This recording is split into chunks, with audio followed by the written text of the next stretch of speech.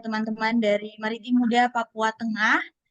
Dan perkenalkan, saya Ferenciana Verita Idi. Saya merupakan mahasiswa magang MSIB Batch 6 di Divisi Akselerator Organisasi Daerah yang handle untuk wilayah Sulut, dan saya akan menemani teman-teman semua, bahkan pun memandu kegiatan webinar di siang hari ini.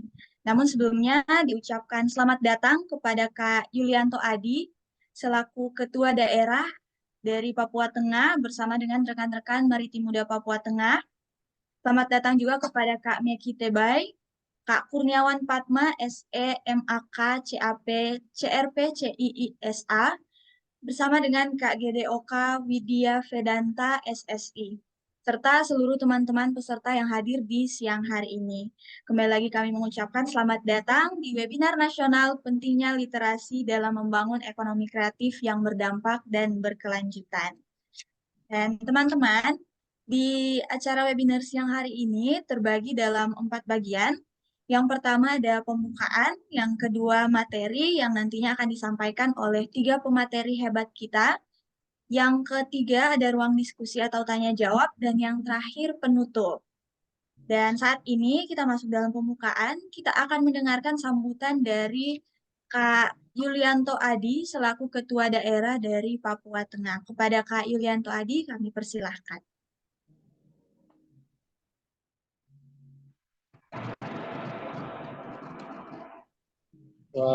Oke, baik. Terima kasih atas waktu dan kesempatannya. Pertama-tama, mari kita puji panjang syukur kepada kehadirat Tuhan Yang Maha Esa, karena Tuhan begitu baik. Kita dapat mengikuti kegiatan yang sehat dan walat sehat. Yang kedua, yang saya hormati kepada pemateri,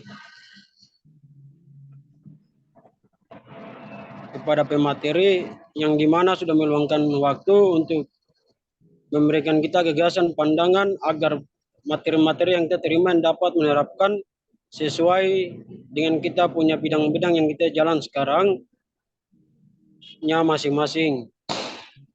Baik, itu yang kedua. Kalau yang ketiga, kita lihat pada pentingnya literasi untuk melanjutkan dampak ekonomi keberlanjutan.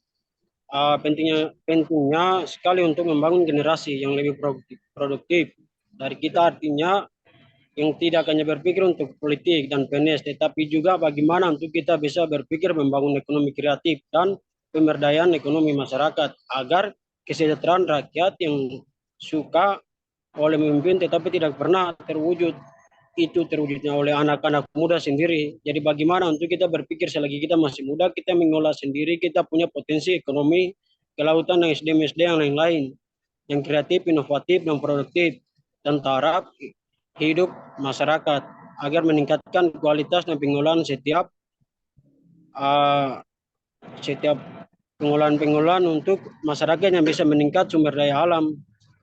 Itu berapa poin. Terus kita sebagai pemuda juga atau mahasiswa atau generasi muda terdepan, ini kan bagaimana untuk kita juga penting untuk kita terlibat aktif untuk meningkatkan ekonomi keberlanjutan di dalam berbagai SDA agar bagaimana untuk kita bisa menjaga ekonomi yang efektif untuk mensejahterakan masyarakat kita sendiri, dan kita juga harus perlu untuk mendorong ekonomi kerakyatan atau pengolahan potensi lainnya masyarakat supaya kita dapat sejahtera untuk kehidupannya kita masing-masing. Itu mungkin sedikit sambutan dari saya. Kurang lebih mohon maaf, sekian dan terima kasih. Baik, terima kasih banyak kami ucapkan untuk Kak Yulianto Adib selaku Ketua Umum Maritim Muda Nusantara Wilayah Papua Tengah. Dan teman-teman, saat ini kita akan masuk ke materi, di mana dalam materi ini akan ada 3 pembicara hebat kita, di antaranya Kak Meki Tebay, selaku founder komunitas Teras Literasi Mahasiswa. Kemudian nantinya ada Kak Kurniawan Padma, SEMAK CAP CRP CIISA, yang merupakan dosen Fakultas Ekonomi dan Bisnis Universitas Cendrawasih, juga merupakan penggiat literasi keuangan dan penggerak ekonomi kerakyatan. Dan yang terakhir, Ada pemateri kita dari pusat, yaitu Kak GDOK Widya Vedanta, SSI, yang merupakan Direktur Bisnis dari Maritim Muda Nusantara. Dan sebelum masuk ke dalam materi, boleh nih saya minta reaction jempol dari teman-teman untuk menandakan bahwa teman-teman sudah siap sedia untuk menerima materi di siang hari ini. Boleh dikirimkan jempolnya. Oke, terima kasih. Dan saat ini kita akan langsung masuk ke dalam materi, di mana memang literasi memainkan peran penting dalam membangun ekonomi kreatif yang berdampak dan berkelanjutan. Dan untuk itu kita akan membahas lebih dalam lagi bersama dengan pembicara-pembicara kita.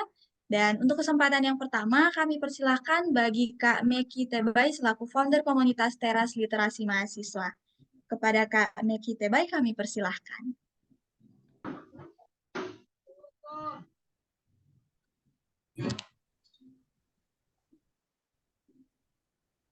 Shalom, selamat siang semuanya. Assalamualaikum warahmatullahi wabarakatuh.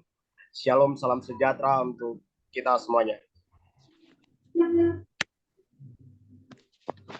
Pertama-tama, patut kita ucap syukur kepada Tuhan Yang Maha Kuasa karena berkat dan kasih karunia-Nya kami bisa bertemu kembali di dalam ruang Zoom. Semoga kabar baik menyertai kita semuanya. Terima kasih untuk MC yang luar biasa, Kakak Farenza, yang telah memberikan kami kesempatan. Tak lupa yang terhormat Ketua DPW, Kakak Yulianti Wadi, yang telah memberikan kami kesempatan memberikan sedikit materi terkait dengan pentingnya literasi membangun aircraft yang berdampak dan berkelanjutan. Sebelum membahas lebih lanjut, lebih jauh, izin yang terhormat Kanda Kurnia Fatma selaku pegiat literasi dan dosen di Fakultas Ekonomi Bisnis Universitas Cendrawasih, dan juga Kanda Oka selaku Direktur Bisnis Maritim Muda Nusantara Pusat. Izin sebelum masuk, saya minta mungkin beberapa menit ke depan kira-kira yang diberikan kepada pemateri ini, Kakak Valenza.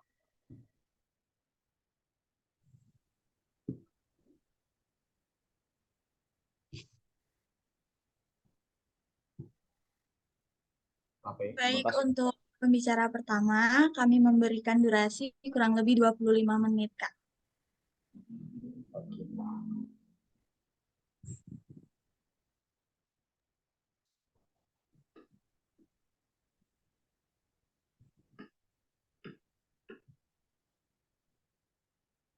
Iya, baik. Terima kasih. Sebelum saya membahas lebih jauh ini, nanti untuk lebih lengkap terkait dengan materi kali ini, ada senior-senior saya yang saya pikir juga tak lupa akan menjelaskan lebih detail terkait dengan materi kita hari ini. Ada Kanda Kurnia dan ada Kanda Oka. Saya akan menjelaskan terkait dengan peran penting literasi dalam membangun ekonomi kreatif.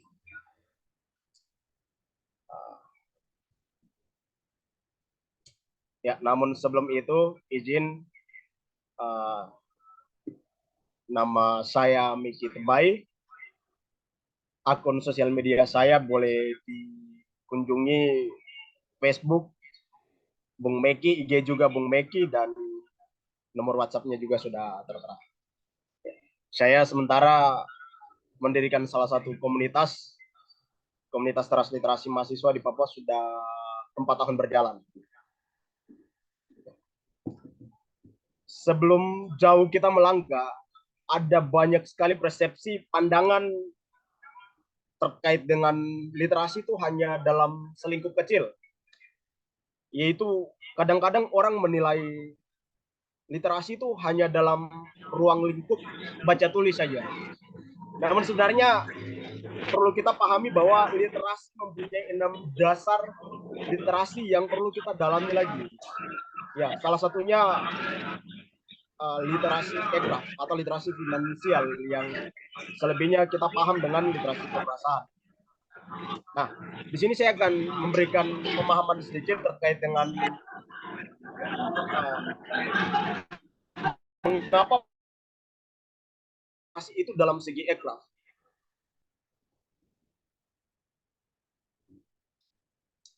Iya, pemahaman tentang literasi itu sebagai dasar kemampuan membaca menulis, menambah pengetahuan, keterampilan, berpikir kritis, dan memecahkan masalah. Dan masih banyak lagi yang dimaksud di dalam literasi itu. Nah, kalau kita tinjau kembali, kita memahami dalam kembali, literasi dan ekonomi kreatif itu dia harusnya berjalan bersama. Dia bergerak bersama, tidak bisa dipisahkan dari segi manapun. Mengapa? Karena produk daripada literasi itu adalah kreativitas seseorang atau kemampuan seseorang dalam melakukan sesuatu. Jadi literasi dan ekonomi kreatif itu tidak bisa dipisahkan dalam segi manapun. Ya. Karena orang yang kreatif itu mengalahkan segi kapitalis dengan kreativitasnya, di mana dia mampu membangun ide-ide yang kreatif, mulai dari konteks kebudayaan lokalnya, konteks kepribadiannya, bahkan konteks lingkungan dia bergaul. Ya. Jadi pemahaman dasar tentang literasi dan ekonomi kreatif itu tidak bisa dipisahkan. Dia akan berjalan bersama.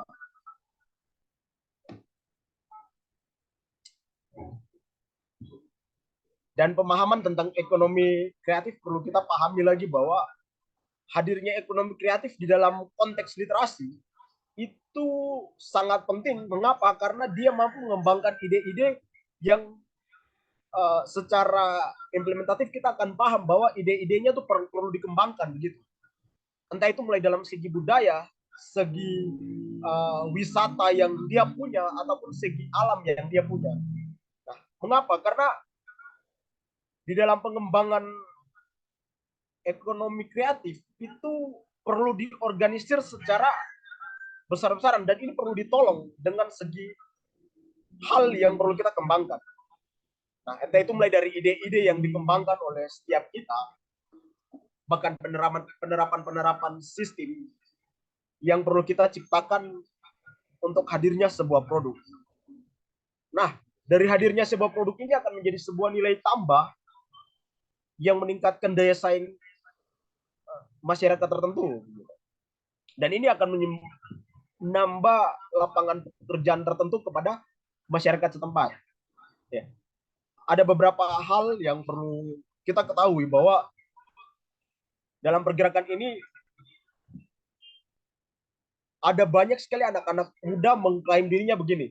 Jadi setelah mereka lulus kuliah, ada banyak sekali status atau postingan yang kemudian menjus mereka begini: selamat bergabung di dunia pengangguran lah, selamat bergabung di dunia masa-masa menunggu tes CPNS apa dan sebagainya. Bahkan banyak sekali. Saya berpikir begini, entah kenapa ada banyak sekali anak-anak muda yang berpikir ke arah situ. Saya tidak mengklaim bahwa anak-anak muda hari ini punya pikiran-pikiran yang cukup kasihan sekali. Mengapa? Karena anak-anak muda hari ini berpikirnya setelah kuliah, mereka harus CPNS, kalau tidak CPNS mereka harus tes DPR dan sebagainya, mengurus politik sebagainya. Tidak menjadi masalah. Tapi yang menjadi masalahnya hari ini, yang menjadi problem utama hari ini, kira-kira dampak daripada ke depan akan seperti apa? Karena jangan sampai ini menjadi perhatian kita bersama. Anak-anak kemudian mulai berpikir bahwa sistem ekonomi yang perlu dikembangkan ini menjadi nihil, kosong, dan siapa yang akan bergerak soal ini? Ya. Dan itu menjadi salah satu hal yang kemudian menjadi perhatian bersama, bahwa sampai kapan anak-anak muda hari ini punya pola pikir yang kritis sekali terhadap gerakan-gerakan ekonomi kerakyatan yang perlu kita organisir secara bersama. Nah, ada 3 contoh kasus yang betul-betul saya temui di lapangan setelah komunitasnya kami bergerak dari komunitas transliterasi mahasiswa, di satu contoh kasus yang pertama itu di Kota Jayapura ada satu sekolah dasar teman-teman, kebetulan namanya Febi, SD kelas 6. Ketika mulai ujian, betul-betul anak ini punya dua kelemahan paling dasar sekali, yaitu anak ini belum bisa membaca, yang kedua belum punya sisi ekonomi yang baik yang kemudian bisa menunjang mereka. Nah, di satu sisi di komunitasnya kami punya satu program kecil yaitu celengan literasi. Nah, celengan literasi ini kemudian dari setiap anggota komunitas punya beberapa pendapatan secara individu yang dikelola, itu kemudian memberikan bantuan khusus kepada si Febi ini, kemudian dia bisa bersekolah, membayar beberapa tagihan-tagihan yang perlu diselesaikan di sana. Dan yang menjadi masalah kendala utama di bagian membaca, puji Tuhan kami sudah backup dan selama 3 bulan si Febi ini bisa membaca. Bukan hanya di situ, kasus yang kita temui lagi itu di Kota Jayapura sini, di salah satu SD, ada banyak sekali anak-anak yang kemudian punya niat tinggi untuk bersekolah, namun bagaimana pembiayaan mereka di sekolah itu terkendala banyak. Nah, salah satunya adalah adik Jordan. Nah, adik Jordan ini kebetulan bersekolah di salah satu SD di Kota Jayapura. Dia mengalami kendala yang cukup besar soal pembiayaan. Nah, kemudian hadirnya komunitas ini memberikan mereka peluang untuk tetap bersekolah, tapi dengan dana yang kita kelola dari setiap individunya. Nah, dari celengan literasi ini.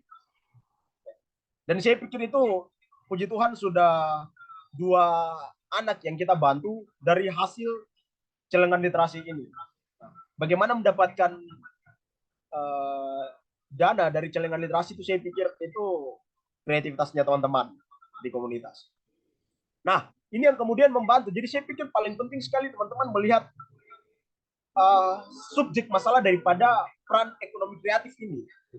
Jadi bukan hanya di tingkat masyarakatnya, tapi di tingkat usia dini ini perlu kita tolong lagi begitu. Mengapa? Karena 10-20 tahun ke depan mereka ini yang perlu kita selamatkan begitu. Setelah kita, mereka.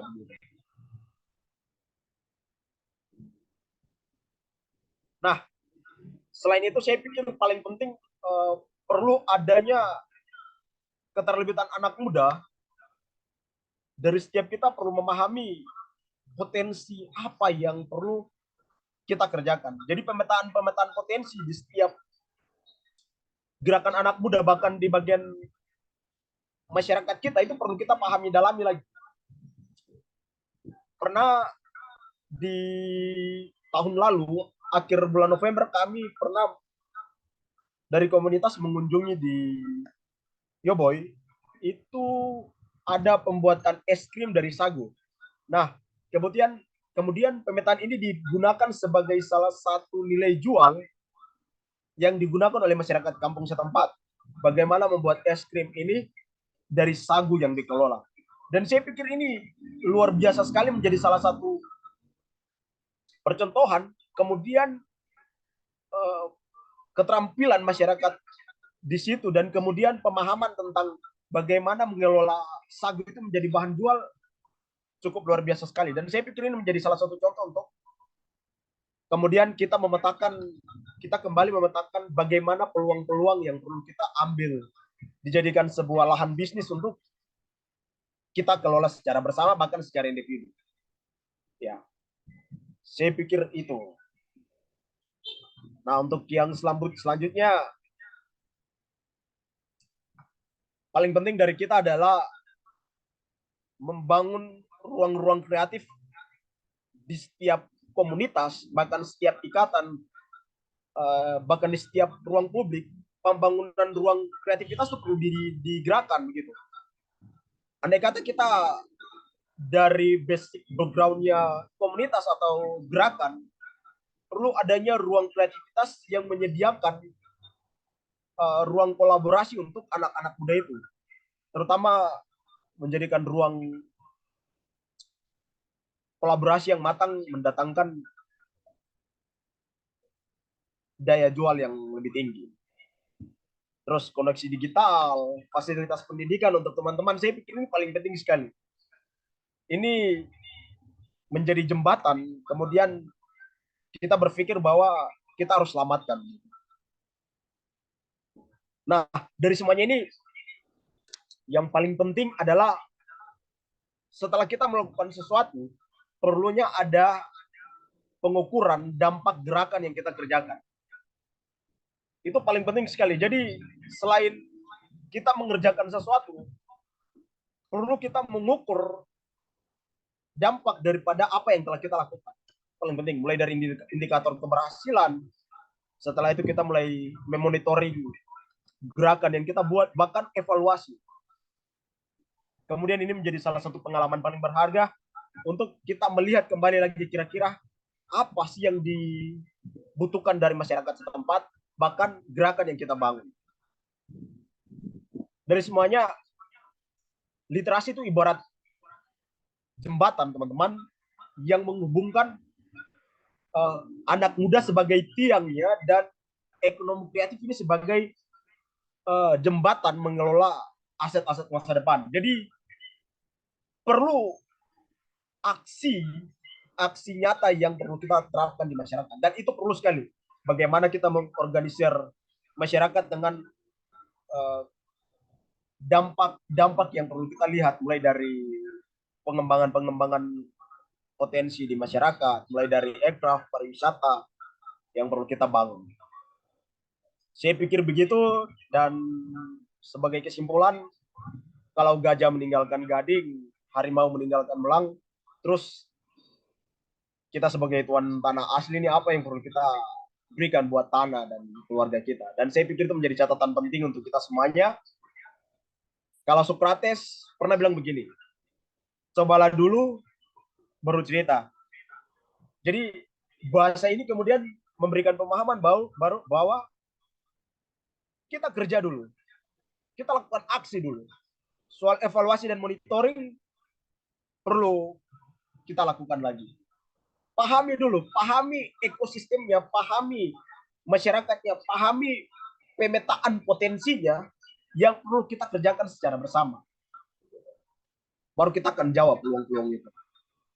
Saya pikir itu paling penting sekali sebagai catatan akhir daripada mengapa literasi itu tidak bisa dipisahkan daripada ekonomi kreatif yang akan kita kerjakan secara bersama. Saya pikir itu kurang lebihnya akan disempurnakan lagi oleh senior-senior saya, Kanda Kurnia dan Kakak Oka selanjutnya. Demikian, dikembalikan kepada saudara MC untuk melanjutkan. Demikian, selamat siang menjelang sore semuanya.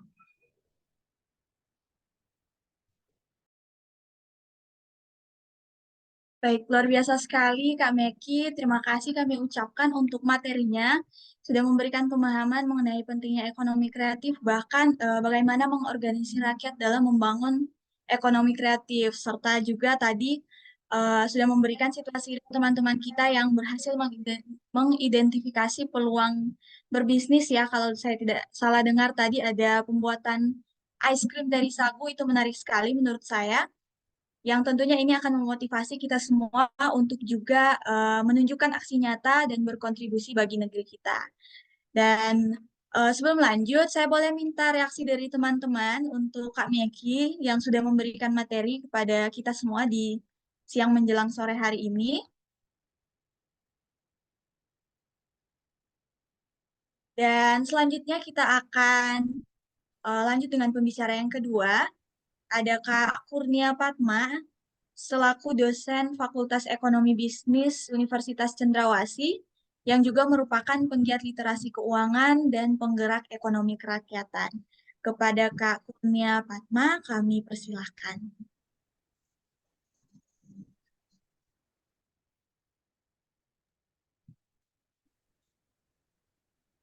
Baik, Selamat siang untuk semua. Apakah suara saya kedengaran, Kakak Farinsa? Terdengar, Kak. Terdengar jelas. Ya.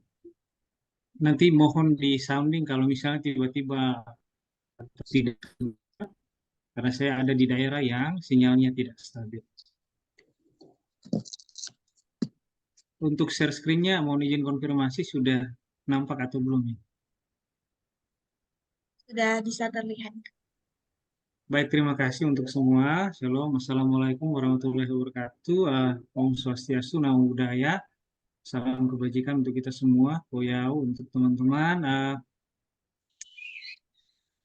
Saya langsung saja.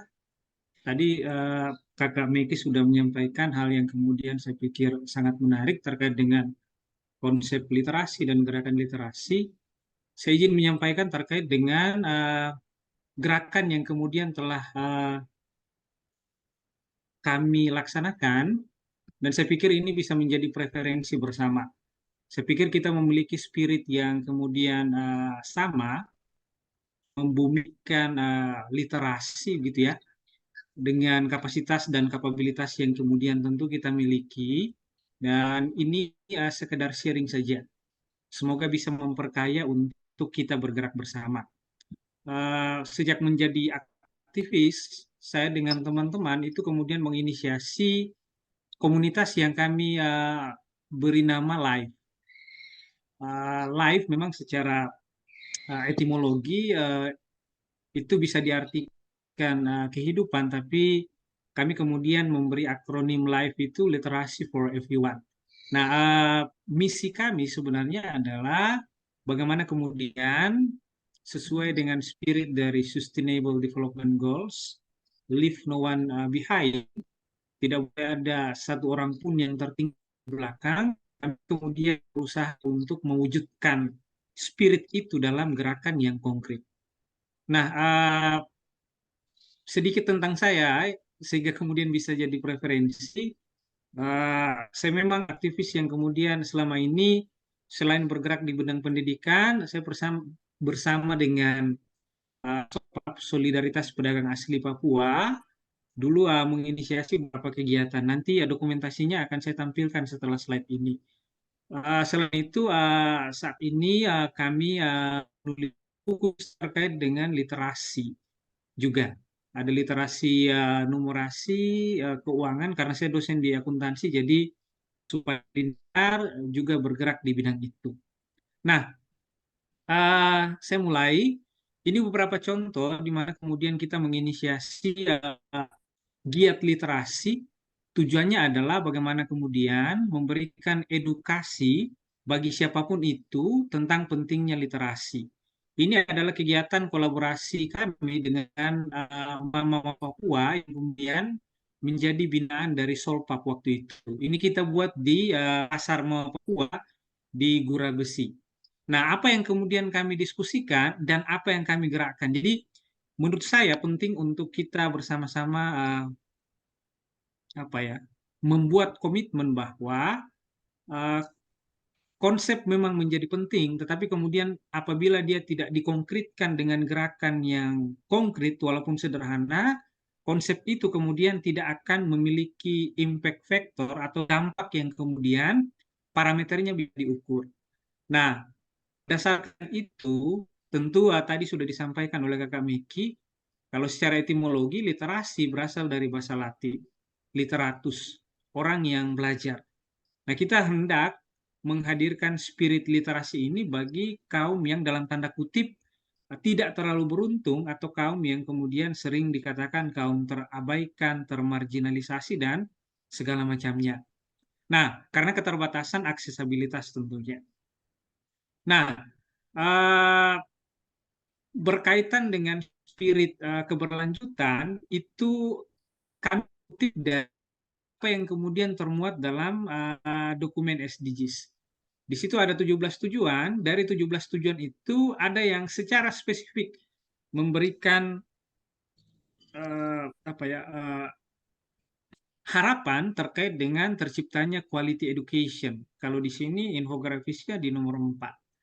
Nah, berdasarkan spirit itu, kita kemudian melihat sampai saat ini kalau misalnya mengacu pada data statistik kita di Papua itu terkesan selalu menduduki posisi paling terakhir terkait dengan indeks manapun. Kita mau bicara mengenai indeks pembangunan manusia dan indeks-indeks yang lainnya. Ada indeks literasi dan indeks yang lainnya tentunya. Nah, jika melihat dari data ini, tentu ini adalah hal yang kemudian dilematis. Ada fenomena, ada masalah. Kita sebagai orang yang kemudian dulu ya, ini refleksi pribadi. Saya mengaku aktivis, kalau ada masalah, harusnya saya tidak hanya berteriak contoh. Tapi apa yang kemudian saya bisa buat atas fenomena atau masalah itu. Maka lahirlah semua gerakan yang kemudian kami sampaikan tadi. Ada data real yang kemudian kami dapatkan sendiri. Saya dulu ketua KKN dari Fakultas Ekonomi sebagai dosen. Kami menginisiasi program yang namanya Aku Bergerak. Aku Bergerak itu akuntansi UNCE nama Gerakan Ekonomi Kerakyatan. Prinsip ekonomi kerakyatan itu adalah bagaimana kemudian mengolah sumber daya lokal yang ada di situ untuk kemakmuran orang-orang lokal. Itu yang disebut ekonomi kerakyatan. Jadi kita mengidentifikasi potensi apa yang ada di situ, kita kembangkan dan disejahterakan orang-orang di situ dan sifatnya tidak temporari. Ada banyak proyek yang kemudian sifatnya temporari. Temporari itu maksudnya adalah musiman. Nah, itu yang kemudian saya pikir menjadi apa ya, PR kita bersama juga. Karena diksi yang digunakan dalam tema kita ini adalah sustainable, keberlanjutan. Saat ini ada banyak proyek komunitas yang membuat kegiatan yang sifatnya musiman. Sehingga kemudian kita boleh secara kritis mengatakan bahwa itu adalah sesuatu yang kemudian tidak bisa diukur impact faktornya secara utuh. Nah, kemudian kami sukan selama ini, jadi nanti saya akan tampilkan terkait dengan infografis apa yang kemudian menjadi dampak dari G ini. Saya langsung saja. Nah, yang pertama, ini ada beberapa saja. Yang pertama lewat program Like Papua. Like Papua itu singkatan dari literasi keuangan. Ini kami khususkan bagi pelaku usaha mama-mama asli Papua. Di slide ini ada beberapa contoh saat kami turun ke kampung. Kalau pertanyaannya, apakah sampai saat ini kami masih turun? Ya, masih turun. Karena spirit yang kami bangun adalah spirit keberlanjutan. Jadi selalu ada follow up. Dua foto yang ada di belakang presentasi kami ini, itu ada di kampung saya kecil, di Kabupaten Jayapura, dan juga yang satunya itu adalah seluruh pengusaha asli Papua, Mama Papua, yang menjadi binaan dari Disperindako. Nah, ini yang kami sebut Like Papua. Apa yang kami lakukan dalam program Papua ini yang pertama adalah memberi edukasi kepada pelaku usaha Mama Papua tentang bagaimana kemudian membuat pembukuan. Pembukuan keuangan ini menjadi penting karena kalau kita berbicara literasi keuangan, ada juga yang kemudian tentu kita kaitkan dengan inklusi keuangan. Nah, inklusi keuangan itu kemudian menjadi tidak terpisah dari pembukuan. Jadi salah satu syarat misalnya pelaku usaha hendak mendapatkan bantuan modal itu harus ada yang namanya laporan keuangan. Nah, kita membantu mama untuk kemudian membuat pembukuan keuangan yang baik. Ini fokus dari Papua. Nah, agar mereka kemudian literat di dalam bidang literasi keuangan. Nah, ini beberapa contoh potret dokumentasi waktu kita turun ke kampung. Nah, waktu turun ke kampung, karena kemudian jarak dari tempat kami dan aktivitas kami sebagai tenaga pengajar juga tidak bisa selalu ke sana setiap hari, maka kemudian pada saat turun kami mengatur waktu, satu kali turun itu 3 hari, seperti itu. Nah, ini di kampung yang berbeda. Ini ya potret bagaimana kemudian perjalanan kita menuju ke kampung. tim kami itu terdiri dari beberapa dosen akuntansi dan mahasiswa akuntansi sendiri. Karena proyek ini fokusnya di literasi keuangan. Nah, ini ada kaitannya dengan bagaimana kemudian memprovokasi secara positif pelaku usaha orang asli Papua untuk mulai eh, membuat pembukuan secara sederhana agar mengetahui kinerja keuangan mereka. Kami kalau misalnya membuat suatu survei sederhana sebelum turun ini, kita kalau misalnya mau tanya mau Papua, turun ke contoh di depan Saga, biasanya kami turun itu. Kami tanya, Mama hari ini kira-kira keuntungannya berapa? Akan ada banyak beragam jawaban. Ada yang kemudian dia bilang, anak saya tidak tahu, artinya bahwa tidak ada pembukuan. Ada yang sampaikan bahwa, oh saya hitung uang yang ada di saya punya noken dulu, gitu ya. Nah, artinya bahwa kalau persepsi keuntungan dari uang yang ada di noken, artinya bahwa mereka belum teredukasi dengan baik. Karena kan harusnya membuat selisih berapa beban yang keluar, sehingga kemudian bisa didapatkan laba atau keuntungan. Nah, itu yang kemudian menjadi dasar utama kami untuk membuat gerakan ini dulu. Agar mereka tahu kinerja keuangan mereka itu sampai di mana. Ini hal sederhana yang kemudian harus menurut kami bisa dilakukan. Selain itu menjadi penting untuk program like sudah saya sampaikan secara umum, ada yang namanya Edit Papua. Jadi live ini lewat program di kampus kami itu membuat Edit itu akronim dari edukasi digital bagi Papua. Pendekatan digital campaign penting untuk walaupun kita mengatakan bahwa tingkat literasi mereka rendah, tapi kita harus bisa memfasilitasi mereka untuk menggunakan media digital di dalam memasarkan produk-produk usaha mereka. Makanya kami memfasilitasi mereka untuk membuat marketplace. Marketplace-nya itu dari hal yang paling sederhana. Mau Facebook kah, Instagram kah. Ada beberapa kelompok dampingan kami, nanti kami kasih lihat di sini, dia sudah menggunakan platform yang canggih dan sudah mengelola akunnya sendiri. Jadi prinsipnya itu, bagaimana kemudian mereka mulai berkompetisi menggunakan media digital. Memang prosesnya harus lama untuk sampai ke tahap ini, tapi saya pikir ini harus menjadi gerakan bersama. Kalau kita berbicara mengenai ekonomi kreatif, keberlanjutan, dan sebenarnya ada satu hal yang menjadi keprihatinan. Keberpihakan itu menjadi penting. Kalau dalam spirit yang kami bangun dari ini adalah keberpihakan kepada pelaku usaha orang asli Papua. Nah, berdasarkan itu, ini data yang kami miliki. Dari program itu, berapa secara kuantitas seperti ini infografisnya. Kami telah mendampingi 62 Mawang Papua sampai saat ini tentunya. Selain memproduksi pelaku usaha Mawang Papua, kami juga kemudian, karena kan terkadang kita sampaikan bahwa kita boleh berkonsep, tapi kalau misalnya kita tidak buat gerakan itu sendiri bagaimana? Jadi tim kami ini mahasiswa. Bagaimana mahasiswa mau turun ajar mau mama kalau misalnya mereka tidak punya usaha sendiri? Makanya berdasarkan itu, kami membuat program yang namanya Super. Super itu studentpreneur. Saat ini sudah mencapai 250 mahasiswa yang kemudian bergerak di bidang itu. Nah, ini program dampingan mahasiswa yang bisa sampaikan.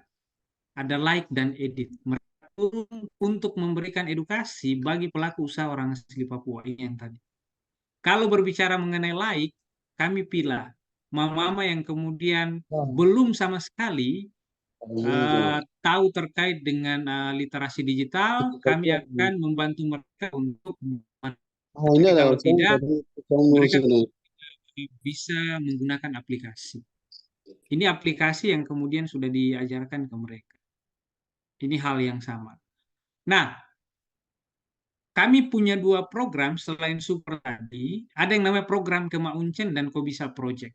Secara sederhana, program ini ada 2 tahapan. Tahapan yang pertama adalah seluruh mahasiswa di 2 minggu pertama, karena kami punya booth jual di kampus. Mereka wajib menjual pangan lokal milik Mawa Papua itu di booth ini. Makanya kami inisiasi program yang namanya di kampus itu Para-Para. Para-Para itu singkatan dari pasar rakyat, pasar yang ramai. Jadi mereka menjual produk mentah pangan lokal. Ada betatas, ada bete, ada keladi, ada sayur, dan segala macamnya. Itu di 2 minggu pertama di proyek Kemah Uncen. Kemah itu akronim dari Kewirausahaan Mahasiswa Uncen. Kobisa itu komunikasi bisnis akuntansi Uncen. Setelah itu mereka akan membuat produk olahan lokal. Nah, ini yang disebut sebagai gerakan sederhana dari ekonomi kerakyatan. Karena mahasiswa mengambil produk dari pangan lokal, setelah itu mereka mengolahnya untuk meningkatkan kesejahteraan pelaku UMKM. Dan ini hal yang kemudian menurut kami mungkin tarafnya sederhana, tetapi kemudian boleh dikatakan sebagai embrio dari ekonomi kerakyatan. Nah, mahasiswa sekarang itu kan tidak boleh distimulus saja hanya belajar di kelas. Contoh saya mengajar kewirausahaan. Saya tidak mau memproduksi mahasiswa yang kemudian hanya tahu konsep. Tetapi kemudian mereka betul-betul turun ke lapangan. Oh, ternyata berwirausaha itu seperti nilai akhirnya mereka nanti terakumulasi dari sini. Jadi itu yang kemudian disebut sebagai project based learning. Nah, ini ya program yang kemudian sampai saat ini masih berjalan, tapi mereka yang kemudian ada di proyek ini sedang ikut kompetisi untuk studentpreneur. Kami laksanakan di tanggal 15, 16, sampai 17 nanti. Diakhiri dengan festival pangan lokal. Nah, ini ya gerakan yang kemudian tentu spirit yang hendak dibumingkan adalah spirit ekonomi kerakyatan dalam konteks gerakan. Ya, sesuatu hal yang kemudian betul-betul kita bumikan dalam bentuk giat yang nyata. Nah, ini contoh dari yang saya sebut tadi digital campaign. Kita membantu mereka untuk membuat flyer dan marketplace. Sehingga besar harapan mereka kemudian bisa lebih survive. Ini kami gencar lakukan juga waktu kemarin COVID. Jadi sebenarnya inisiasi awalnya juga karena kemarin ada pandemi. Nah, dampaknya, kalau misalnya kita berbicara mengenai analisis dampak, ini yang kemudian saat ini menjadi dampingan dari kami. Seluruh pelaku usaha asli Papua itu ada 39% mereka usaha kerajinan tangan. Biasanya kalau ini noken dan kerajinan tangan lainnya. Ukiran asmat, itu yang tadi saya sampaikan dia sudah gunakan platform yang canggih. Yang ukiran asmat itu. Ada usaha jasa, bama, herbal, dan juga kebanyakan kuliner. Nah, ini potret real yang kemudian selama ini kita sudah lakukan. Di kampus ini yang kita buat. Jadi anak-anak Papua yang kemarin menjadi dampingan kami di Super, itu kemudian juga ikut menjadi bagian dari gerakan ekonomi sendiri. Jadi kita kemudian tidak hanya menstimulus orang, tapi mereka juga menjadi pelaku. Karena prinsip saya adalah sebelum kami turun untuk mengajar, kami juga kemudian harus jadi pelaku dulu. Sehingga kemudian kapasitas kita itu akan lebih terukur dan kemudian terkonfirmasi. Nah, ini beberapa contoh. Ada kafe ekonomi, ada inkubator bisnis juga ada di kami. Ecofest ini adalah program yang kami inisiasi mirip-mirip Baku Timba Fest. Tapi yang membuatnya berbeda adalah seluruh produk yang kami pamerkan itu dari pangan lokal. Yang wajib disuplai dari pelaku usaha orang asli Papua. Kemah Uncen dan Kobisa Project yang tadi saya sudah sampaikan. Nah, saya pikir itu yang kemudian saya bisa sampaikan. Ini sedikit terkait dengan proyek kami. Kalau di kampus itu kami wajib untuk membuat aplikasi sendiri. Khusus untuk Aksesco dan Sapako, ini kami di kampung kemarin. Walaupun memang literasi digital orang-orang di kampung terbatas, tapi mau tidak mau, kalau misalnya kita mau mengaktualisasikan spirit leave no one behind, kita harus paksa itu turun ke bawah. Saya pikir itu yang kemudian saya bisa sampaikan. Semoga kemudian ini bisa menjadi sharing.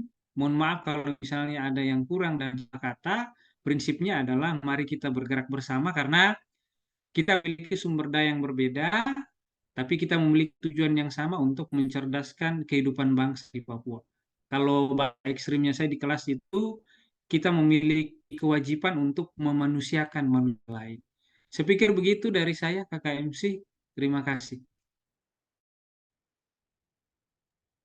Baik, terima kasih banyak Kak Kurnia Padma. Kita berikan tepuk tangan melalui fitur reaction yang ada di Zoom untuk Kak Kurnia Padma.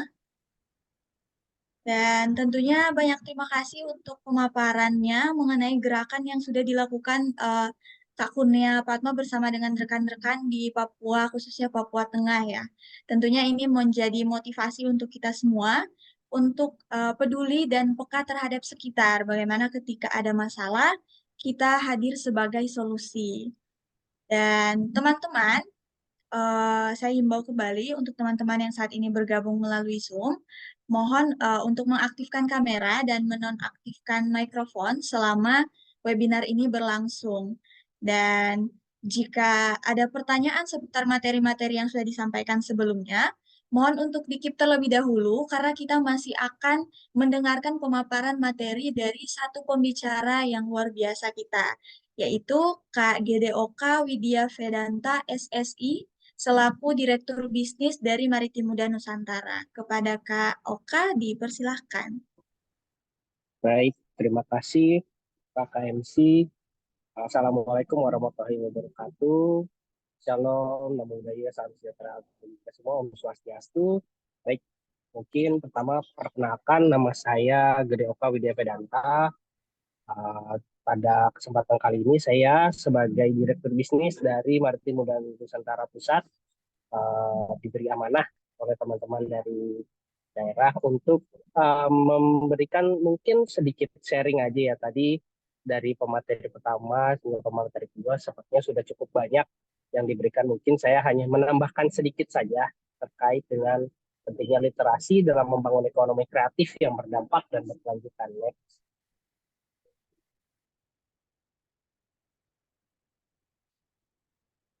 Bisa di next.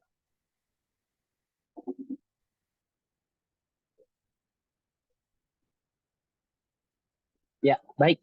Seperti yang teman-teman di sini tahu ya, di sini kita ini Indonesia ini sebagai negara maritim dan negara kepulauan, di mana ada di mana kita ini diapit oleh dua samudra dan terletak di antara dua benua, benua Asia dan benua Australia, Samudra Pasifik dan Samudra Hindia. Jadi negara Indonesia ini juga memiliki kekuatan, memiliki luas laut yang cukup besar ya. Bisa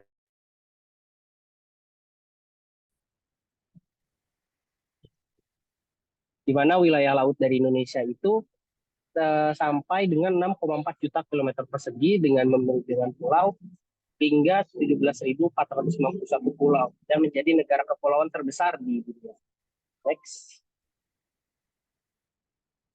Nah, tidak hanya dengan negara kepulauan tersebut, Indonesia juga memiliki beberapa kelebihan, terutama di keanekaragaman hayati biodiversitasnya, di mana keanekaragaman hayati laut, yang pertama ada mangrove itu ada 89 spesies, lamun itu ada 13 spesies, karang keras ada 590 spesies, kemudian di ikan karang juga ada 2057 spesies. Kemudian untuk spesies endemik laut yang ada di Indonesia sendiri ini ada 97 jenis spesies ikan karang dan 25 spesies elasmobranch. Kemudian untuk garis pantainya sendiri Indonesia memiliki 108.000 km terpanjang, di mana ini merupakan garis pantai alami terpanjang kedua di dunia. Jadi Indonesia itu kita sudah bisa lihat memiliki kekuatan yang sangat tinggi ya dalam bidang kemaritiman, mulai dari luas lautannya, kemudian garis pantainya ini sangat-sangat kuat ya. Kemudian bisa lanjut. Nah, selain itu untuk habitat-habitat laut dan pesisir juga di Indonesia itu beragam, mulai dari bukitan pantai berpasir, kemudian ada habitat berlumpur, kemudian ada habitat mangrove, habitat rawa payau, habitat lamun, terumbu karang, kemudian ada laut dalamnya juga, ada juga beberapa hidrothermal vents yang kita punya, kemudian ada gunung laut dan zona pelagik, di mana selain itu juga ada 64,7 juta penduduk yang tinggal di daerah pesisir atau 0 sampai dengan 10 km dari garis pantai, di mana itu berada pada 0 sampai 10 km dari garis pantai. Jadi selain dengan keanekaragamannya yang tinggi ini juga berpengaruh pada habitatnya juga yang beragam. Begitu. Bisa lanjut? Nah, maka dari itu dengan tingginya keanekaragaman hayati marit, pesisir dan lautan, kemudian juga aspek-aspek kekuatan dari kelautannya yang sangat tinggi, maka menurut kebijakan kelautan Indonesia di Perpres nomor 16 sampai 16 tahun 2017 itu visi Indonesia untuk menjadi sebagai negara maritim yang berdaulat, maju, kuat dan mandiri serta mampu memberikan kontribusi positif bagi keamanan dan perdamaian kawasan dan dunia serta kepentingan sesuai dengan kepentingan nasional, di mana Indonesia bercita-cita sebagai poros maritim dari dunia. Bisa lanjut?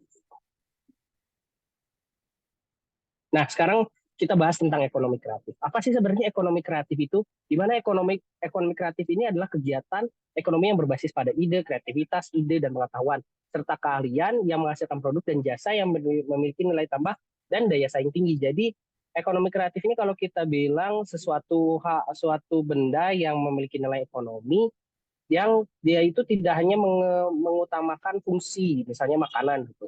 Makanan memang untuk dimakan saja, tapi dia memiliki rasa yang beda dengan yang lain, misalnya begitu. Kemudian memiliki bungkus yang lebih estetik begitu, sehingga dapat meningkatkan nilai tambah dan daya saingnya menjadi lebih tinggi begitu. Bisa lanjut. Nah, ini juga berkaitan dengan kondisi industri sekarang, di mana industri sekarang ini di dunia menganut industri 4.0 atau 4.0, di mana di industri ini pada industri zaman sekarang ini tuh lebih banyak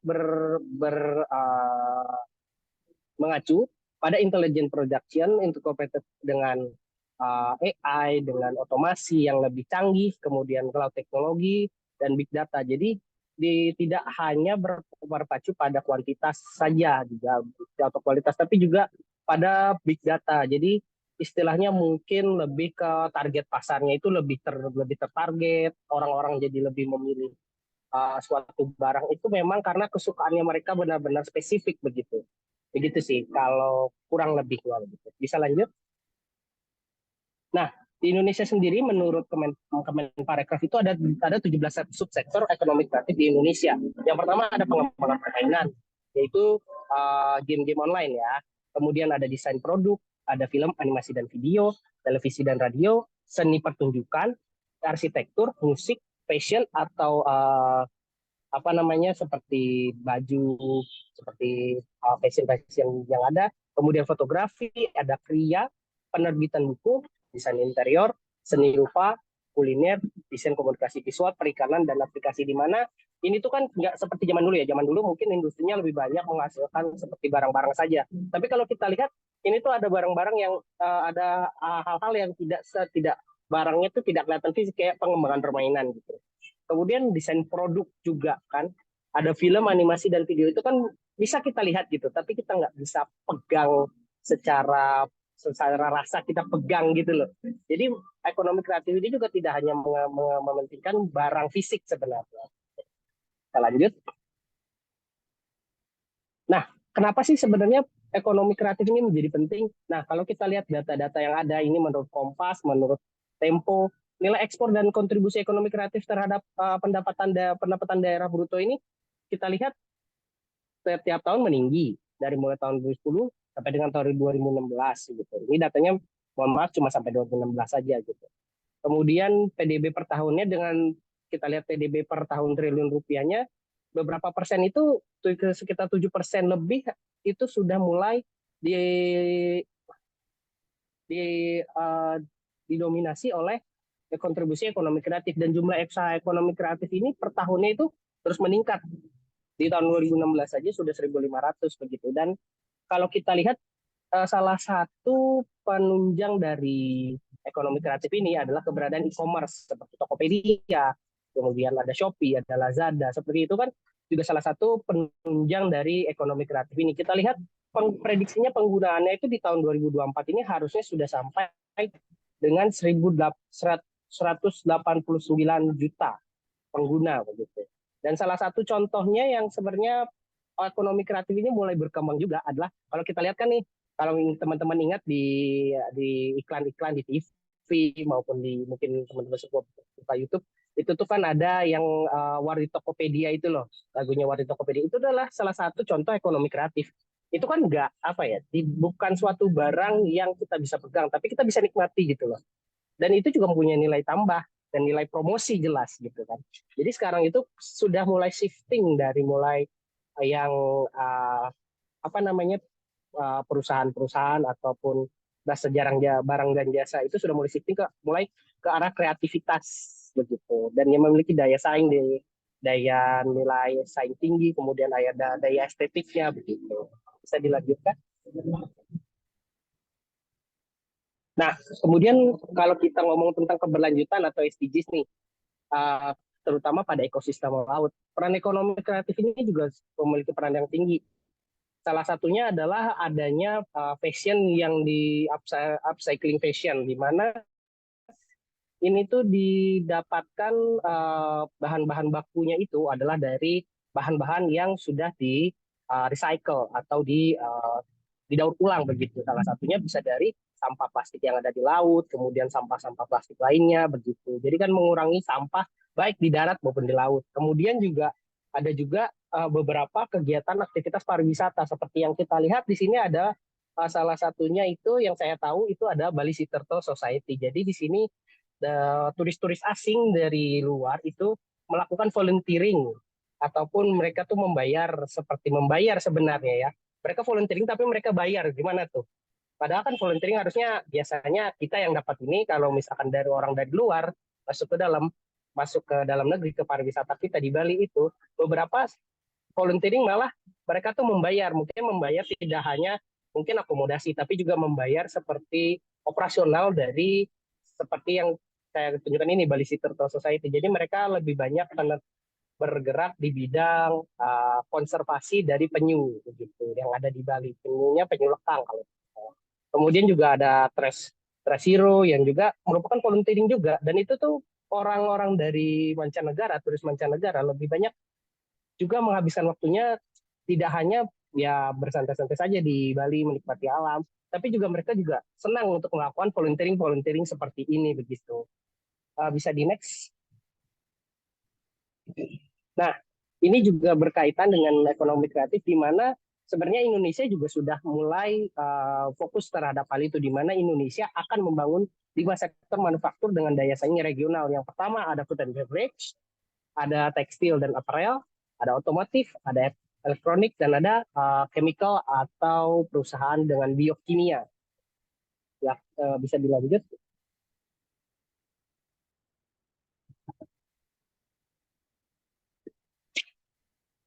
Baik, mulai dari makanan dan minuman, di mana Indonesia itu mulai membangun F&B powerhouse yang ada di ASEAN, tapi juga tidak lupa bahwa itu tuh harus berkelanjutan begitu. Dan juga ini beberapa contoh yang ada di sektor-sektor kemaritiman, di mana ada pemberian pakan otomatis oleh fishery, kemudian penghasilan oksigen 2 kali lipat oleh nanobubble begitu. Bisa lanjut.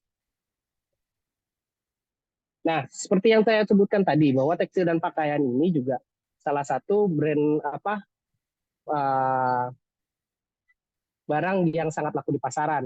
Namun juga tidak memungkiri bahwa ada beberapa fashion yang istilahnya tidak ramah lingkungan. Nah, salah satunya di Indonesia ini juga ingin melakukan produksi fashion yang lebih ramah lingkungan, di mana pakaian dan produk fashion yang dihasilkan itu juga diusahakan agar berasal dari sampah plastik, terutama sampah plastik yang ada di laut begitu.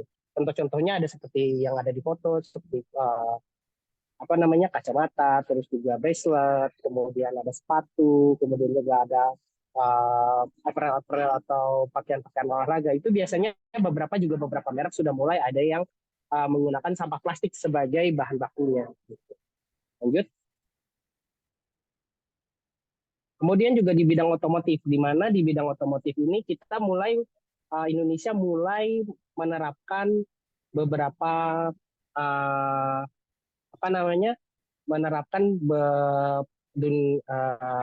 kendaraan-kendaraan yang lebih ramah lingkungan, di mana tidak menggunakan menggunakan bahan bakar yang tidak terbarukan seperti bensin gitu. Mulai beralih ke beralih ke listrik, terutama ada beberapa mulai ada seperti kapal tenaga surya, mulai TS, kemudian juga kapal listrik gitu. Indonesia sudah mulai mengembangkan hal-hal tersebut gitu. Bisa lanjut. Kemudian juga Indonesia mulai ingin menjadi pemain terkemuka di industri biokimia yang lebih ramah lingkungan, seperti biodiesel yang berasal dari mikroalga, kemudian bioplastik dan plastik-plastik yang mulai ramah lingkungan, di mana dia itu mulai mudah terurai begitu. Kita lanjut.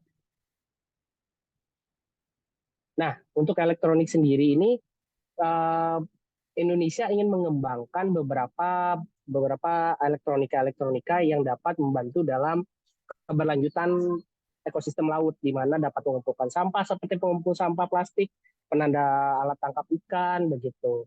Kemudian ada rompot pengumpul sampah, baik di dermaga sampai dengan sungai. Fungsi-fungsinya adalah supaya kita lebih dapat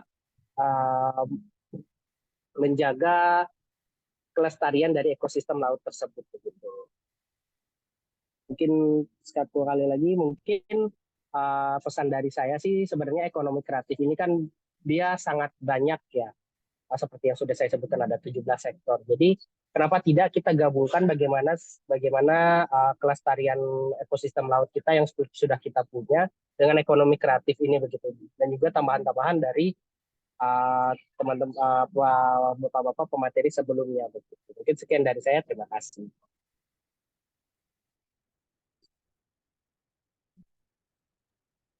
Baik, terima kasih banyak Kak Oka. Kita berikan reaksi tepuk tangan dulu untuk Kak Oka, bahkan pemateri-pemateri sebelumnya yang sudah menyampaikan peran ekonomi kreatif dalam menunjang keberlanjutan ekosistem laut. Mengingat Indonesia memiliki banyak sekali kekayaan ya, khususnya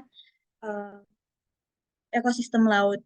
Dan teman-teman, saat ini kita akan masuk dalam ruang diskusi atau tanya jawab. Maka kami mempersilahkan teman-teman untuk bertanya kepada 3 pembicara kita sebelumnya. Dan untuk mekanismenya, tentu saja teman-teman bisa menggunakan fitur raise hand terlebih dahulu atau fitur angkat tangan. Kemudian ketika sudah diizinkan, maka silakan untuk unmute dan memperkenalkan diri, kemudian mengajukan pertanyaan dan pertanyaannya itu ditujukan untuk siapa. Ataupun jika kondisinya tidak memungkinkan, maka teman-teman bisa mengirimkan pertanyaannya melalui kolom chat. Sekali lagi, saat ini kita masuk dalam ruang diskusi atau tanya jawab, maka saya mempersilahkan teman-teman sekalian, jika memiliki pertanyaan seputar materi yang sudah disampaikan tadi, maka silakan untuk menggunakan fitur raise hand atau fitur angkat tangan terlebih dahulu, dan ketika sudah dipersilakan, maka teman-teman bisa unmute dan memperkenalkan diri, lalu kemudian mengajukan pertanyaan, dan pertanyaannya untuk pembicara pertama, kedua, maupun ketiga. Namun jika kondisi tidak memungkinkan, maka silakan untuk mengirim pertanyaan teman-teman melalui kolom chat. Ya, silakan untuk Kak Elis yang sudah raise hand, silakan untuk unmute dan mengaktifkan kamera, lalu kemudian menyampaikan pertanyaannya. Silakan Kak Elis. Baik Kak, izin.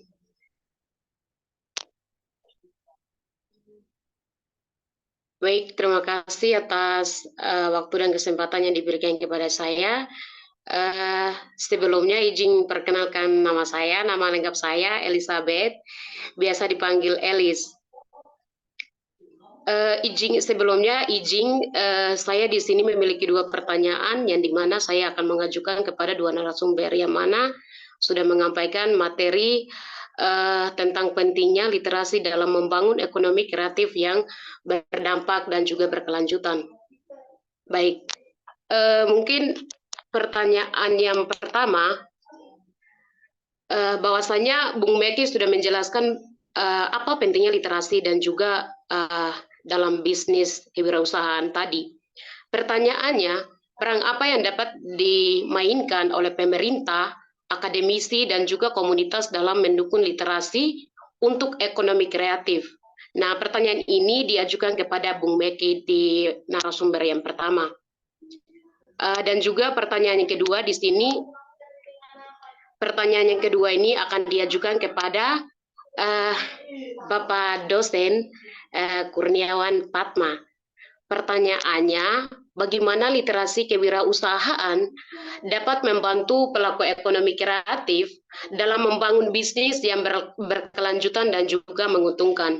Mungkin pertanyaan ini dimaksud bahwa suatu hal positif itu kita kira itu akan berkelanjutan, tetapi suatu hal itu akan seringnya waktu kita akan bisa memutuskan, padahal suatu positif itu bisa menafkahi dan juga bisa bisa menafkahi dalam keluarga itu sendiri, sepertinya itu tadi menganyam-nyamkan terlebih khusus di Papua.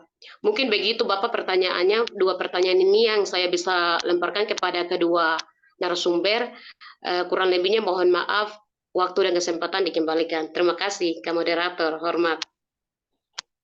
Baik, terima kasih banyak Kak Elis. Sebelumnya saya mau konfirmasi terlebih dahulu, apakah Kak Meki Tebai bersama dengan Kak Kurnia Padma masih terhubung dengan kita saat ini? Ya, Ya, baik. Untuk itu, mengenai pertanyaan dari Kak Elizabeth, saya berikan kesempatan pertama untuk Kak Kurnia Padma untuk menjawab pertanyaan dari Kak Elis. baik, terima kasih untuk Saudari Elis. Terkait dengan pertanyaan yang disampaikan kepada saya, memang prinsip dari gerakan yang kami inisiasi ini itu memiliki dua spirit. Spirit yang pertama adalah keberpihakan. Keberpihakan itu maksudnya adalah seluruh gerakan ekonomi kerakyatan yang kami inisiasi, objeknya harus jelas kepada siapa. Dan kami memutuskan bahwa bagi pelaku usaha orang asli Papua, mau Papua khususnya, itu yang disebut keberpihakan. Yang berikut terkait dengan keberlanjutan. Sepakat. Jadi kita perlu menciptakan ekosistem kewirausahaan yang utuh. Contoh kalau saya bicara di kampus itu program super yang tadi saya presentasikan, itu tidak hanya pelatihan, tetapi dia utuh. Ada pelatihannya, ada pemberian modalnya. Setelah pemberian modal, kita kemudian ada membuat pasarnya. Makanya ada kontainer booth tadi. Setelah itu kita inisiasi kegiatan untuk memasarkan produk mereka, produk-produk kreatif. Kami intinya adalah bagaimana membumikan pangan lokal. Jadi kalau misalnya produk-produk yang unggulan kami itu ada pizza berbahan sagu, ada hipere ice cream. Hal-hal seperti itu yang kemudian kita mau buat. Jadi kata berdampak yang kami mau lakukan adalah dampaknya itu betul-betul bisa terukur. Kita berbicara ekonomi kerakyatan, kira-kira apa yang kita orang bisa buat dalam hal yang betul-betul nyata seperti itu dan terukur. Kenapa kemudian kami sampaikan dia berlanjut? Contoh saya itu setiap semester akan diberi mata kuliah yang selalu ada kaitannya dengan kewirausahaan. Jadi saya bisa mengintervensi mahasiswa secara positif untuk kemudian melakukan kegiatan ini secara berkelanjutan. Itu kalau misalnya kita berbicara dari konteks yang dua program tadi. Tapi program yang kami bilang like dan edit tadi itu terus berjalan juga. Nah, mudah-mudahan itu bisa memberi gambaran sedikit ke Saudari Elis apa yang kemudian menjadi penting. Mudah-mudahan bisa menjawab ya Elis. Terima kasih lagi. Saya pikir begitu sih. Ya, terima kasih Bapak terjawab. Baik, selanjutnya untuk pertanyaan buat Kak Meki Tebai. Sayang sekali saat ini Kak Meki Tebai terputus dengan kita, maka sambil menunggu Kak Meki Tebai untuk kembali terhubung dengan kita di siang hari ini, maka kita akan lanjut dulu ke pertanyaan yang sudah dikirimkan melalui kolom chat. Nggak apa-apa ya Kak Elis ya? Siap Sambil Kak, tidak menunggu. apa-apa. Siap. Ini ada pertanyaan dari Kak Prisilia. Izin bertanya, perkenalkan nama saya Prisilia, saya dari Universitas Katolik de la Salle Manado. Pertanyaan saya untuk narasumber kedua. Pertanyaannya yaitu, Kendala dan tantangan apa yang dihadapi oleh Kak Kurnia Padma ketika melakukan gerakan-gerakan yang sudah dipaparkan tadi dan bagaimana solusinya? Terima kasih. Silahkan bisa langsung dijawab oleh Kak Kurnia Padma. Baik, terima kasih untuk Priscilia dari Universitas Katolik de La Salle, Manado, Salve. Terkait dengan gerakan-gerakan yang kemudian kami paparkan tadi, tentu ada kendala yang dihadapi. Kendala yang dihadapi pertama tentunya juga berkaitan dengan penerimaan. Tingkat penerimaan orang yang kemudian, atau mama-mama yang kemudian kita hendak dampingi. Itu penting. Jadi, kalau kami turun, saya kebetulan sudah lumayan lama di Papua, jadi ada pendekatan-pendekatan kontekstual yang perlu kita hargai pada saat turun. Jadi kalau bicara mengenai kendala, salah satunya itu. Jadi timeline yang kita kemudian sudah susun, pada saat turun ke kampung, itu kemudian tidak akan berjalan mulus seperti itu. Kenapa? Karena kita harus melakukan pendekatan kontekstual dulu. Pendekatan kontekstual, ada apa ya, kearifan lokal, ada budaya-budaya yang kemudian kita perlu tahu juga. Nah, itu bagian dari tantangan sebenarnya. Tantangan yang kemudian kami harus hadapi. Nah, bagaimana solusi untuk kendala seperti ini? Tentu kita harus mengikuti dan menghargai kearifan lokal yang kemudian ada di situ. Nah, itu salah satu contohnya. Kendala yang berikut adalah terkait dengan kendala tingkat penerimaan apa ya, objek dari orang yang kemudian kita hendak latih. Jadi di awal-awal gerakan kami ini, gerakan-gerakan yang kemudian sebenarnya ya, waktu itu hanya gerakan-gerakan yang filantropi. Jadi apa, kita mau buktikan bahwa kita aktivis, jadi kita turun. Nah, kendalanya adalah ada pandangan-pandangan orang yang mengatakan bahwa kalian kemudian hanya datang lalu kemudian nanti akan pulang begitu. Jadi tingkat penerimaan masyarakat kepada kita itu belum sepenuhnya mempercayai bahwa gerakan kita ini adalah gerakan yang tulus untuk kemudian membawa kebaikan. Nah, saya pikir itu hal yang kemudian membutuhkan proses juga. Saya sendiri, waktu gerakan pertama itu, tingkat penerimaan orang juga akan sedikit apa ya, tidak terlalu utuh. Satu, karena memang saya juga bukan orang asli Papua, contoh seperti itu, jadi saya juga harus menghargai itu. Nah, ini sedikit gambaran terkait dengan itu. Kalau tantangan yang lain tentu tantangan terkait dengan, karena gerakan kami ini swadaya. Jadi tidak ada donatur yang kemudian membiayai kami waktu turun-turun di ke lapangan dulu. Jadi kendalanya ada di kendala finansial, contoh. Kami kemudian apa, donasi dari beberapa orang, baru kemudian turun nanti dah. Seperti itu. Itu kendalanya. Mudah-mudahan sedikit memberi gambaran. Karena kalau kita berbicara kendala dan tantangan tentu ada beragam, tapi itu contoh kendala yang kami hadapi.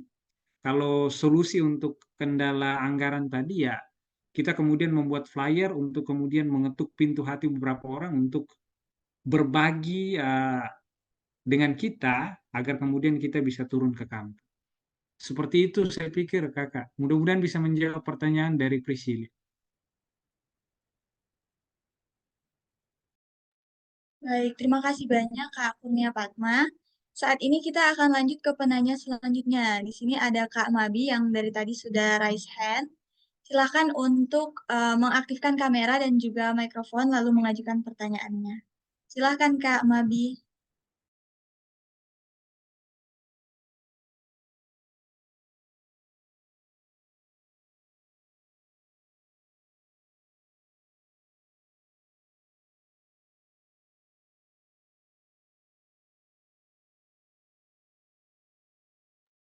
Halo Kak Mabi, apa saat ini masih terhubung dengan kita semua? Sepertinya ada kendala ya, kendala jaringan. Kita lanjut dulu ke penanya yang saat ini di chat. Ini ada dari Kak Masyita, ADM Sulawesi Barat. Berdasarkan sumber daya dan potensi besar ekosistem laut yang dimiliki oleh Indonesia, kalau menurut Kakak, peran seperti apa yang kiranya dapat dilakukan oleh pemuda untuk memanfaatkan potensi tersebut pada sektor ekonomi kreatif? Pertanyaan ini ditujukan untuk narasumber ketiga, Kak Oka. Silakan Kak Oka untuk menjawab pertanyaan dari Mas Syita. Baik, kita terkait peran pemuda sebagai dalam dalam pemanfaatan potensi tersebut dengan ekonomi kreatif. Sebenarnya simpel ya. Kalau saya sih balik lagi, kalau kalian punya ide, mulai aja dulu gitu loh. Dalam artian gini, kalau misalkan kalian punya ide dalam ekonomi kreatif itu kan tadi banyak ya, terutama dalam potensi-potensi keanekaragaman, terus juga potensi-potensi pantai yang ada. Kita bisa mungkin mulai dari buat video terkait ekosistemnya aja dulu, terutama tempat-tempat yang istilahnya dalam tanda kutip berpotensi sebagai tempat pariwisata. Mungkin di teman-teman di daerah-daerahnya itu pasti ada seperti itu gitu. Saya yang tinggal di Bali aja, saya belum banyak mengeksplor hal tersebut begitu. Dan itu tuh bagus untuk diekspor. Jadi pertama kita juga berperan dalam ekonomi kreatif, dalam artian kita juga bisa menjual, pertama kita untuk melakukan yang namanya video promosi gitu. Itu menjadi portofolio kita sebagai pemuda. Itu kan hal yang mungkin cukup mudah ya, hanya bermodal HP saja mungkin gitu. Jadinya dari hal-hal yang simpel seperti itu nanti akan berkembang. Nanti di situ mungkin akan pemerintah daerah, mungkin pemerintah setempat akan perhatian terhadap suatu tempat pariwisata yang istilahnya hidden gem itu begitu. Jadi lebih ke apa ya? Kalau saya sih bilang peran kita yang pertama adalah mulai aja dulu. Karena sesuatu itu tidak akan pernah bisa berawal kalau kita nggak mulai begitu. Mungkin dari situ dulu aja. Terima kasih. Baik, terima kasih banyak Kak Oka. Untuk Mas Syita, apakah jawaban dari Kak Oka sudah cukup menjawab pertanyaan dari Mas Syita? Dan saat ini karena kita sudah terhubung dengan Kak Meki Tebay, ini tadi ada pertanyaan dari Kak Elis. Jadi kira-kira peran apa yang dapat dimainkan oleh pemerintah, akademisi, dan komunitas dalam mendukung literasi untuk ekonomi kreatif? Silakan Kak Meki untuk menjawab pertanyaan dari Kak Elis. Baik, terima kasih Kakak.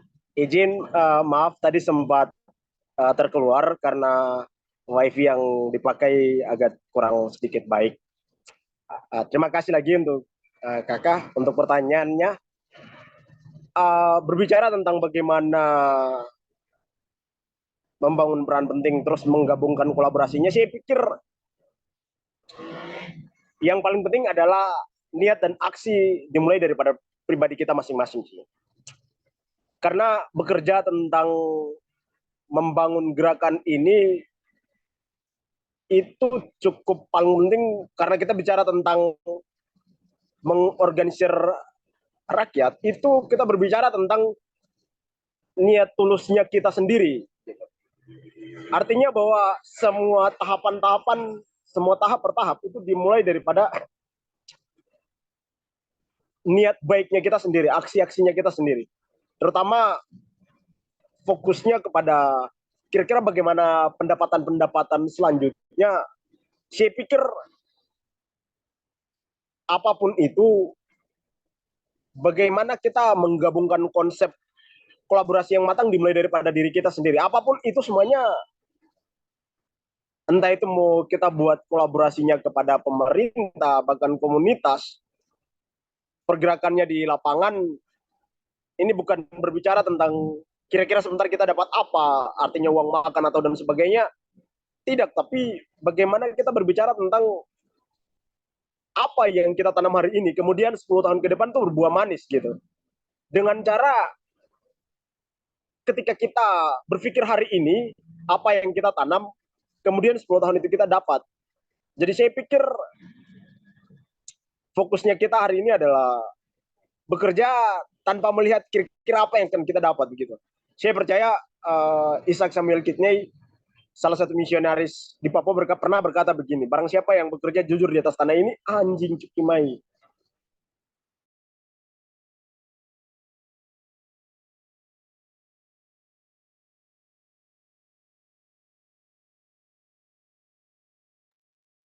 Baik, sepertinya ada kendala dari Kak Meki Tebay ya.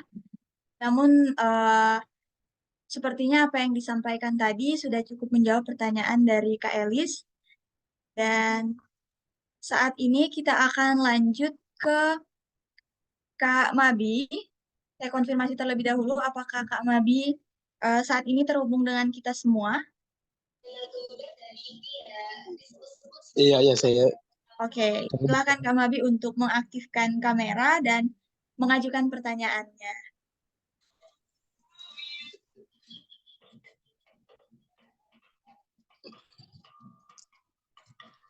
Ya baik, selamat hari Minggu, selamat siang untuk kita semua. Ya yang terhormat para pemateri serta moderator yang telah mengarahkan kami, serta para hadirin. Terima kasih atas kesempatan diberikan kepada saya. Perkenalkan, nama saya bukan Mabi tapi Ferdinand Adi. Mabi itu nama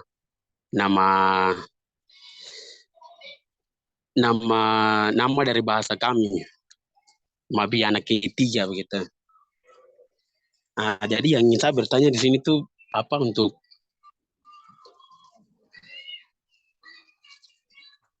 sabar ya.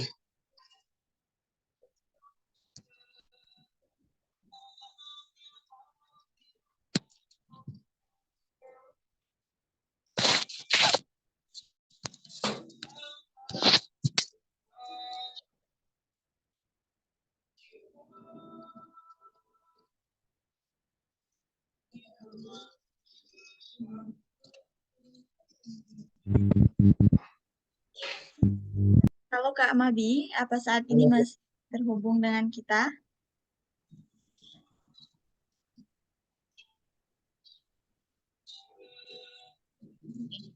Silahkan dilanjutkan.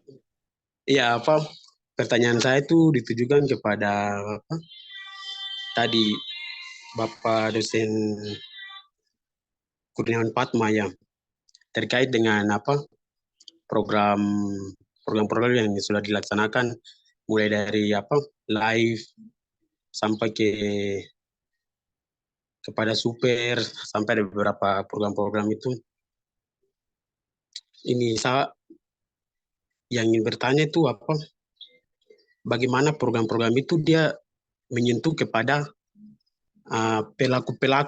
pelaku-pelaku usaha yang sudah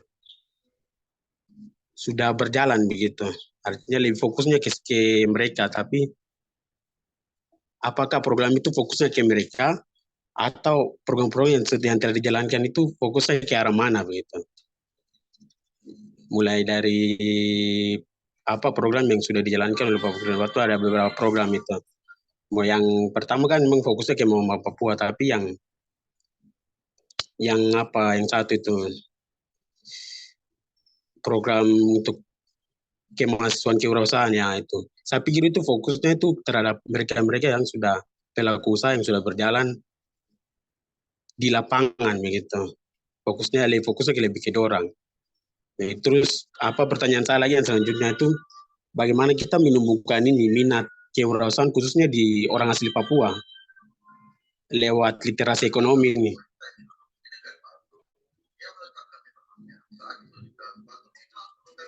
Itu mungkin pertanyaan saya itu. Terima kasih, selamat siang. Baik, terima kasih Kak Mabi untuk pertanyaannya dan mungkin bisa langsung dijawab oleh Kak Kurniawan Fatma.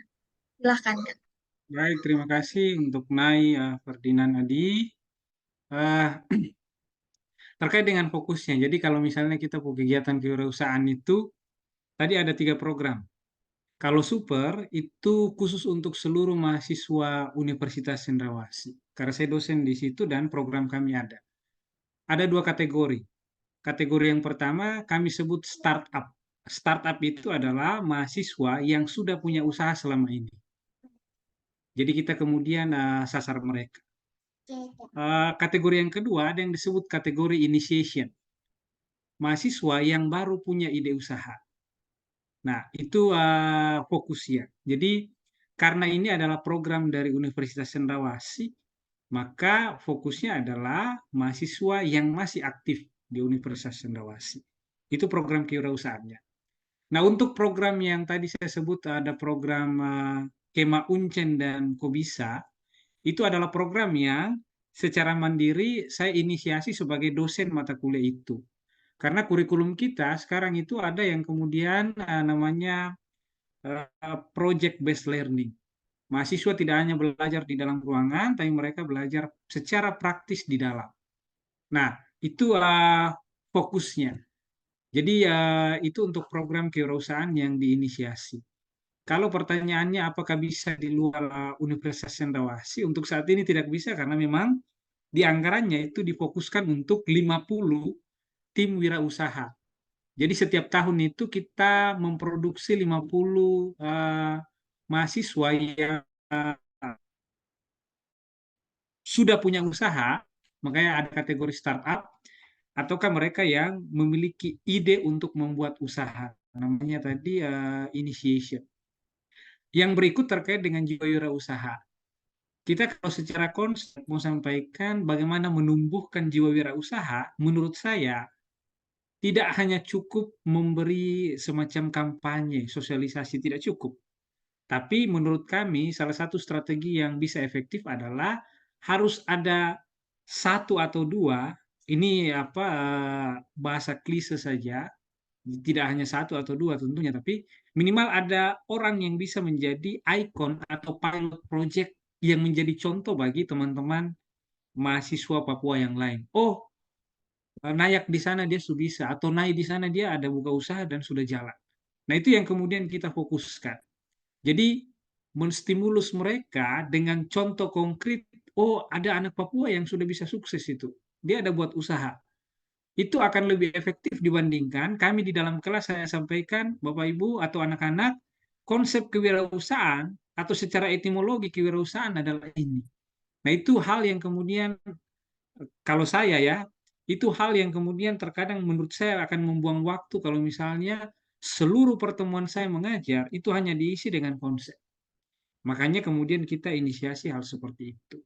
Jadi minat wirausaha anak-anak itu hanya bisa ditumbuhkan kalau misalnya kita kemudian mempersiapkan wahana atau memfasilitasi mereka tidak hanya dengan konsep, tetapi kemudian betul secara utuh sampai kepada tahapan mempersiapkan pasar untuk mereka. Nah, skenario dari kegiatan kami begitu, yang super itu. Ada pelatihan, ada pemberian bantuan modal, setelah itu kita ciptakan pasar untuk mereka, setelah itu ada evaluasi, lalu kemudian mereka bisa bergerak mandiri. Kita sampai kepada tahapan membuat hak merek dagang, bahkan sampai ke hak kekayaan intelektual. Nah, itu hal yang kemudian menurut saya terukur. Nah, hal yang berikut adalah, saya kemarin baru pulang dari kampung Yogonima, salah satu kampung di Wamena. Ada kegiatan festival di sana diinisiasi oleh teman yang namanya Soleman Itlai. Ini sharing saja. Mereka di sana itu kalau misalnya mau jual pangan lokal ke pasar, hasil kebunnya mereka bawa ke pasar itu tidak langsung habis di pasar. Padahal jarak dari rumah mereka ke pasar itu kan jauh. Mereka harus buang biaya lagi. Nah, waktu kita turun ke sana, akhirnya kita membuat yang namanya ada koperasi contoh. Koperasi ini yang kemudian nanti akan membeli hasil olahan mereka, lalu kemudian koperasi yang kemudian akan supply ke hotel dan juga rumah makan atau restoran yang ada di kota. Nah, ini hal yang kemudian menurut kami dampak. Jadi konsep gerakan yang sebetulnya adalah konsep gerakan yang kemudian punya dampak begitu ya kan atas masalah yang terjadi. Jadi itu yang mungkin penting untuk saya tekankan terkait dengan beberapa hal yang kemudian menjadi diskusi kita hari ini. Saya pikir seperti itu untuk teman Franciscus Adi ya tadi dari ini. Mudah-mudahan bisa sedikit menjawab.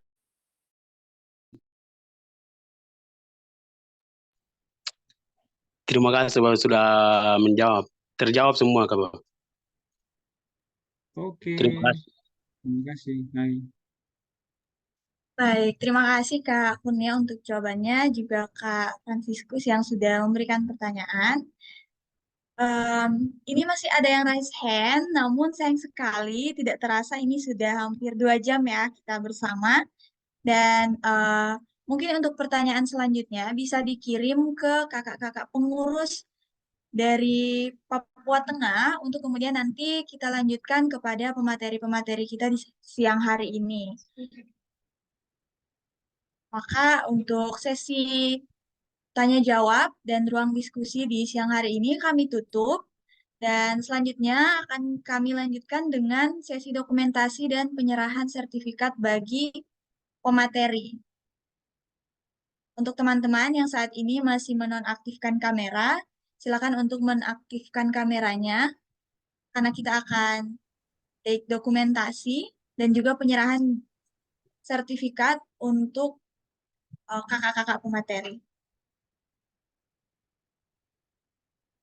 Sini ada masih ada Kak Risandi, kemudian Kak Delita, Kak Santi, Priscilia. Mohon untuk mengaktifkan kamera.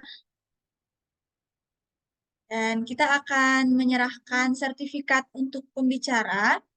Sayang sekali untuk Kak Neki hingga saat ini belum bisa terhubung dengan kita semua. Maka kita akan langsung lanjut kepada pembicara kita yang kedua, yaitu Kak Kurnia Fatma. Silakan teman-teman operator boleh untuk share screen sertifikatnya.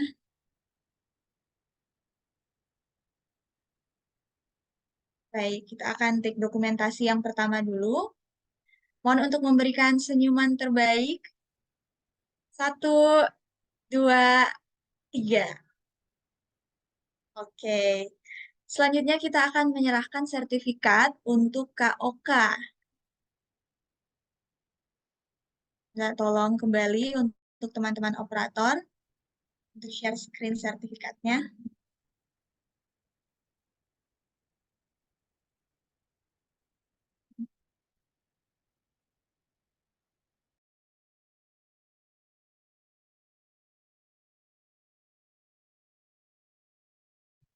Sambil menunggu tim operator share screen untuk sertifikatnya, sekali lagi saya menghimbau teman-teman untuk bisa mengaktifkan kamera.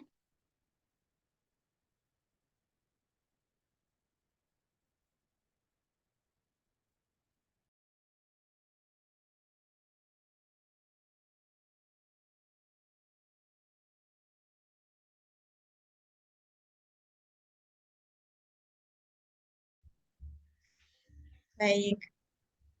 Berikan senyuman terbaik. 1, 2, 3.